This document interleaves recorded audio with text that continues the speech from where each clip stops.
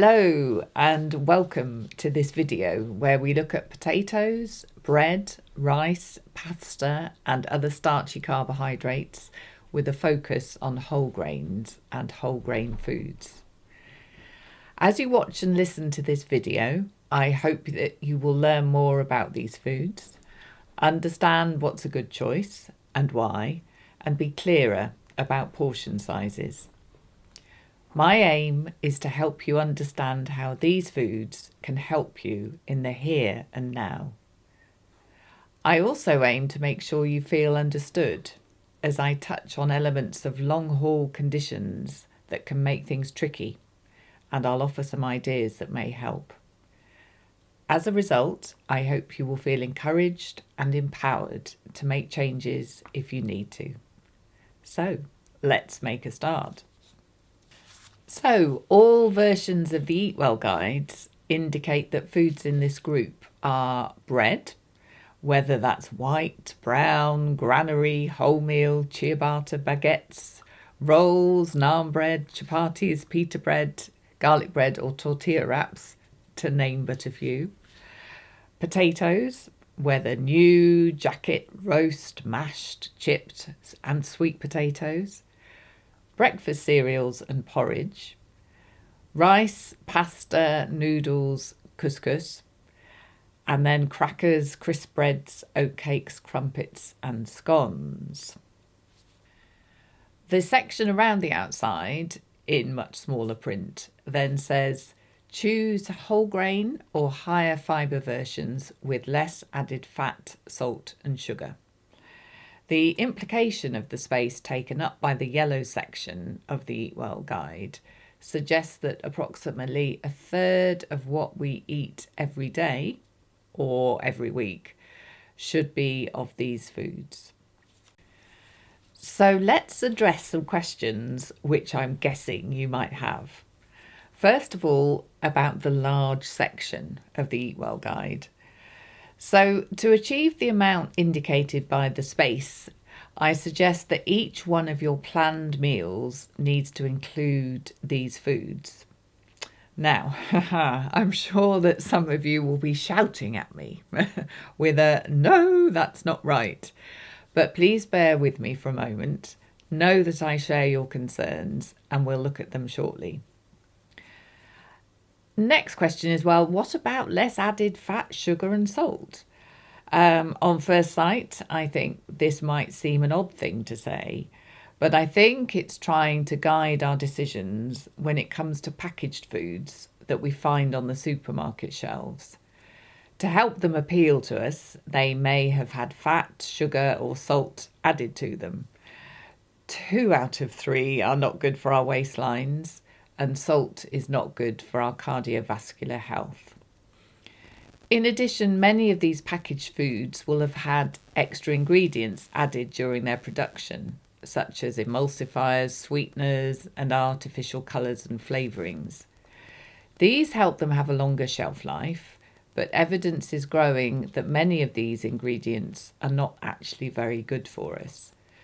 So many of these foods are now described as ultra-processed foods, a term I'm guessing is familiar to many of you. So looking at whole grains and higher fibre and those terms.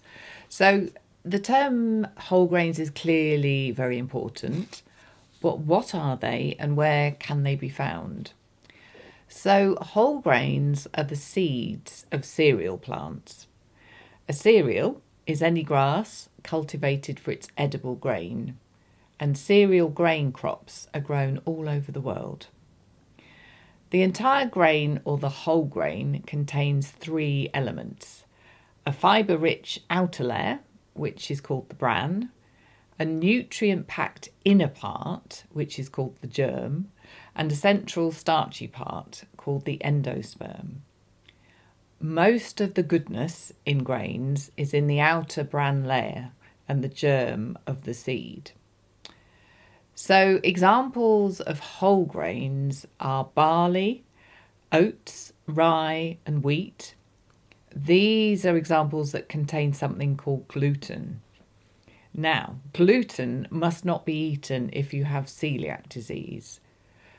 The good news is that there are plenty of grains that are gluten-free. So, for example, if you are celiac, you will have been given guidance about your tolerance or not of oats, because it does vary. Later on, I will discuss information for those of you who are avoiding or reducing gluten, but who have not been diagnosed with celiac disease. Whole grain foods are foods that have been made using the whole grain. They will have been through some processing, but still have most of their nutrients. To find them, look for the word whole before the name of the cereal. For example, whole wheat pasta, whole oats, and make sure they are high up or first in the ingredients list. In comparison, foods that are not whole grains or have not been made from whole grains will have had the fibre-rich outer layer and the nutrient-packed germ part removed.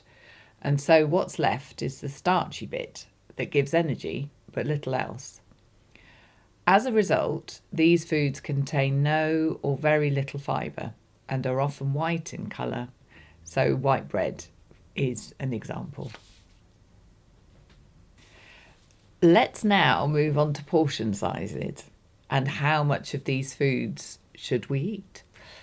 So, there's a good question. If you asked me this 10 years ago, I would have been very confident in my answer. Now, I'm not so sure. Let me tell you why. Firstly, as I'm hoping you're beginning to understand, there is clearly a massive difference between the goodness of a portion of a whole grain food compared to what is in a portion of an ultra-processed food. Secondly, I'm sure many of you will have heard that low carbohydrate diets are the way forward, which then makes what I'm saying rather confusing. And I would agree, the low carbohydrate message does seem very compelling for a variety of reasons, although being clear about what low carbohydrate actually means is sometimes not clear. In the end, given the goodness of whole grain foods, I expect the message might become more about avoid ultra-processed foods where you can.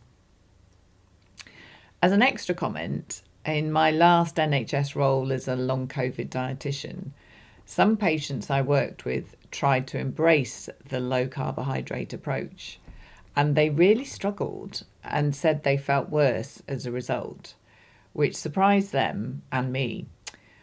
One explanation for this is that the one-size approach does not fit all. There is ongoing research, for example, Professor Tim Spector's team and the Zoe study, that is showing that we all respond differently to different foods, and the glucose from carbohydrate foods is one of these. I guess that in due course, we will be able to know if each one of us functions best with a low, medium, or higher intake of carbohydrates. But for now, we're left with my best educated guess. I'm mandated to do you no harm, and I need you to be your own observer about what works well for you. So, what is a portion? As a very rough guide, each of the following is one portion. This is based on it providing approximately 100 calories. Of course, if it's a product with extra fat or sugar, then these portions will probably provide more calories. So here they are: 3 tablespoons, which is 25 grams, of breakfast cereal or dry porridge oats, 1 slice of bread or toast, 2 egg-sized potatoes, or 2 tablespoons of mashed potato or 8 oven chips, 25 grams, which is roughly an ounce, of uncooked rice, pasta, egg noodles or couscous, which transforms to 2 heaped tablespoons of the cooked boiled product, 3 small crackers or 2 crisp breads or 2 oatcakes. Just to say, I would have left it there, but Paul, my husband behind the camera, has asked me to confirm what egg am I referring to when I talk of an egg-sized potato, which is actually a good point. So to be clear, I'm referring to a hen's egg, and if pushed, I'd veer towards a medium egg, so not large, not extra large. I hope that's clarified any potential muddle on the potato front. How many portions do you need? Of course, everyone is different. And so how many portions you need will depend on who you are, how active you are, and the calories you're getting from other foods. These portions are based on you following the guidance of all sections of the Eat Well guide, and so need to be taken as a starting point and for you to work out what works best for you. As this starting point, I suggest that if you have fairly low levels of activity, which I appreciate is a bit vague, then those with a female metabolism need around 6 portions a day, and those with a male metabolism need around 8 portions a day. As I've said earlier, these foods should be part of each of your planned meals. So how this works out for you at each meal will also depend on how many planned meals you are eating. So for example, if you're eating just 2 meals a day and have a male metabolism, you may think you could have 4 portions at each meal. But given the size of our stomachs, I suggest that having 4 portions at a meal might be too much, as it just wouldn't leave enough space for the vegetables and the protein foods that you also need. As another example, if you're eating 3 meals a day and have a female metabolism and want to have 6 portions a day, over time you will need to work out if an approach of 2 portions at each meal works for you, or if, for example, you function better with more portions at breakfast compared to the other meals. So you might want a 3-2-1 approach. Just for clarity, and as an example for someone eating 6 portions a day spaced over 3 meal times, 2 portions at each mealtime could look like this. Just an example. So their breakfast could be 6 tablespoons of cereal or 2 slices of toast. Each of those is 2 portions. Their lunch could be 2 slices of bread as part of a sandwich, or 4 heaped tablespoons of rice or pasta. For example, if that was left over from the night before and formed part of a salad lunch. And then as an example, their evening meal could be 4 egg-sized potatoes or 16 oven chips or 4 heaped tablespoons of rice or pasta made from 50 grams of the uncooked rice or pasta. I hope that's clarified things a bit, or a lot. And where does all this leave us? So what is a good choice? Just to confirm, whole grains and whole grain foods are the best choice. With regard to breakfast cereals, look for products with the word whole, for example, whole wheat on the packaging and in the ingredients list. Try to avoid those with extra sugar or honey, but do remember that some breakfast cereals have added extra vitamins and minerals, and so can be very important for that reason. I've not mentioned potatoes much yet, but they definitely have their place. Do try to eat them, though, as near to their real state as possible. So, for example, new potatoes or boiled potatoes, and eat the skins where you can. For example, with jacket potatoes. Sweet potatoes, too, are a very good option. When it comes to crackers, crisp breads, oatcakes, crumpets and scones, Try to buy those that mention the word whole wheat or oats. If you can't or just don't like the taste, then try to eat foods that are processed rather than ultra processed. An example of this would be freshly made scones or oatcakes or crisp breads with very few ingredients on the label. Listening to all this, you might be thinking, well, that's all well and good, but why should I bother? So let's have a look at how these foods can help you in the here and now. The big headlines, I think, are how choosing some of them can help your fatigue and your gut microbiome. Your body, and my body, all bodies, responds differently to eating whole grains and whole grain foods compared to non-whole grains. It's to do with how the glucose from the starchy part of the grain is released into your bloodstream and the response of something called insulin, which deals with it. The whole grain package means the glucose is released more slowly and steadily. It requires what I call a calmer, gentler insulin response, whereas the non-whole grain has no package, and so the glucose is released in more of a whoosh, which requires more of a whoosh of insulin. This situation, I think, could be described as a bit more tiring for the body, and so can just add to your experience of fatigue. Another big plus of whole grains is that the fibre-rich layer is not taken into your bloodstream like the glucose is, but makes its way down your digestive system to where your gut bacteria are waiting, and is food for them. So they give a big thumbs up and a thank you to whole grains too. Non-whole grains don't have the fibre-rich layer, and so sadly the gut bacteria go hungry.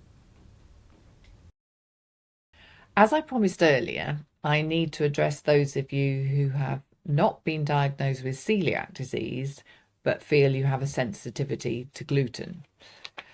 According to information on the Celiac UK website, non-celiac gluten sensitivity presents with symptoms similar to celiac disease.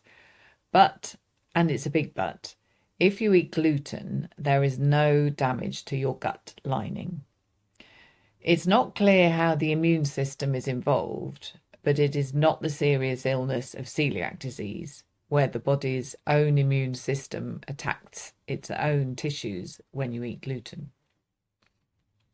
It looks as though research is ongoing to find out if gluten itself is the cause of non-celiac gluten sensitivity, or if other components are to blame. Now, I'm not sure whether this means components of the grains or other components of the gluten-containing foods. So out of curiosity, I looked at the food label of a well-known brand of white bread. The loaf is in our freezer. There are 12 ingredients.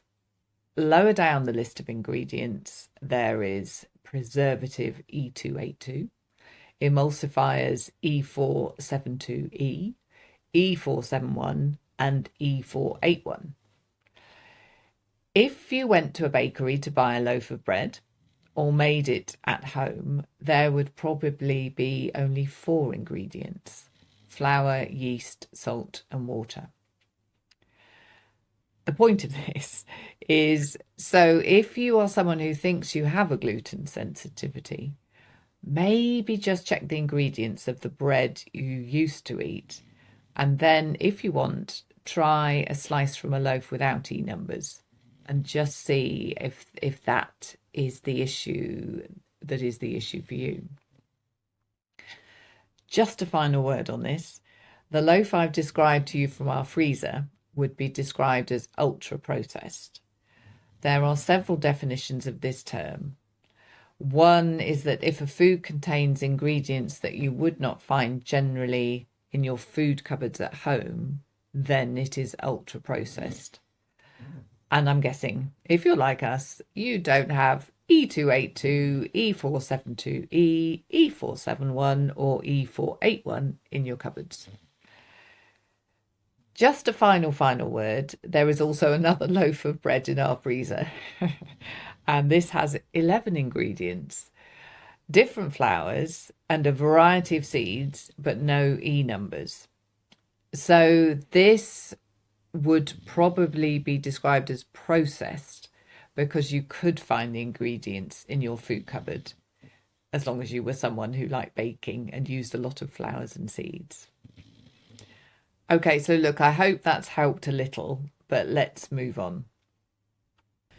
So, can long haul conditions make it more difficult to make good choices and eat the right amounts? I would say yes. But before I tell you more, may I just confirm that I'm thinking of the symptoms that are shared by many of us, namely pain and fatigue. Two words that, of course, don't even scratch the surface of the physical, mental, and emotional pain and fatigue we can experience. And of course, each one of us is unique. So you may be experiencing one, some, or many symptoms. How each one affects you probably ranges from being mildly annoying through to distressing, through to completely disabling and stopping you completely. And I expect that your experience of each symptom varies from day to day. So with that as a backdrop, may I confirm that to change what you eat needs headspace to work out what you could do, what you need to buy, and may possibly involve discussions with others in your household, which may or may not be easy for anyone, even on a good day. Thinking specifically, though, about this group of foods, I'd say finding different foods can be challenging.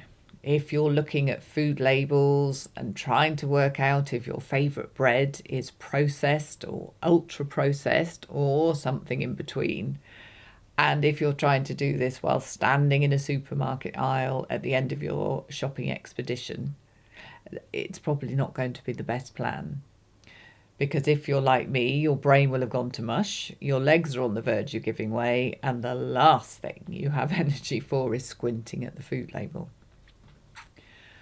Weighing food to try and make sure your portion sizes are right is, let's face it, another task to do.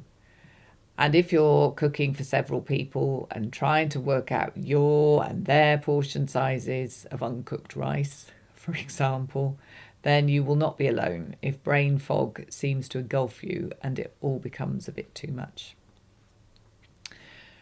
And then cooking foods that are new to you can be fun, but if you don't have much energy left for cooking something new or are in pain, then checking the food label for cooking instructions, perhaps then not knowing whether it's undercooked or overcooked, and then possibly facing not so positive feedback from family members can again just feel too much, and you may very reasonably wonder if it was all worth the effort. When it comes to eating good choices, some patients have said to me, and I know at times it's true for me too, that if you're really tired or in pain when it comes to eating a meal, then eating higher fibre foods can feel more difficult and can be painful because you generally have to chew them more. As a result, patients have described to me how they just don't eat the food, go without, or choose something easier, which is very understandable, but is frustrating for the effort they have made to try to do the right thing. And finally, if you do change what you're eating and choose foods that are higher in fibre, as whole grain foods are, then do make sure you do this slowly and gradually, and make sure you drink a little more fluid as well. This will help your digestive system get used to the extra fibre. So we're nearing the end of this video, and I wonder, where does this leave you? Do you need to do anything? Hopefully this video has increased your understanding about these foods, how they can help you in the here and now, and guided you about what is a good choice in terms of what, when, and how much. For some of you, hearing this will have confirmed that you're on the right track, which is great. So if this is you, keep going. Keep trying to increase the variety of the whole grains you're eating and keep an eye on those portion sizes. For others of you, I hope you feel encouraged and empowered to give things a try, whether it's trying different foods or different portion sizes. So if you need to, what could you try? One more thing on that. Please know that I think the phrase give things a try is really important. I hope it allows you to be more curious and become aware of what works for you without judgment. I hope it takes some of the pressure off. Because actually the worst thing that can happen is that you find that you don't like that particular food in that particular moment. Or you find that the particular amount was not right for you on that particular day. That's all. Nothing more, nothing less. But hopefully over time, this process of giving things a try and becoming more aware can help this become a voyage of discovery rather than one of success or failure, which I think feels better, and I hope you do too.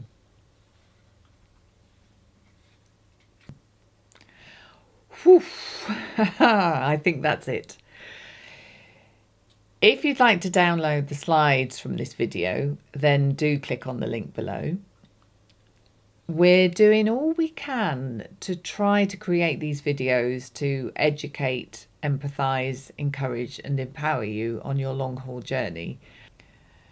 If you feel you need more personalised support to help you in your unique situation, please do book a free discovery call and let's see if it's something I can help you with and if an individual appointment is the best way forward for you. Finally, thank you for joining me today and may I wish you well on the next stage of your journey.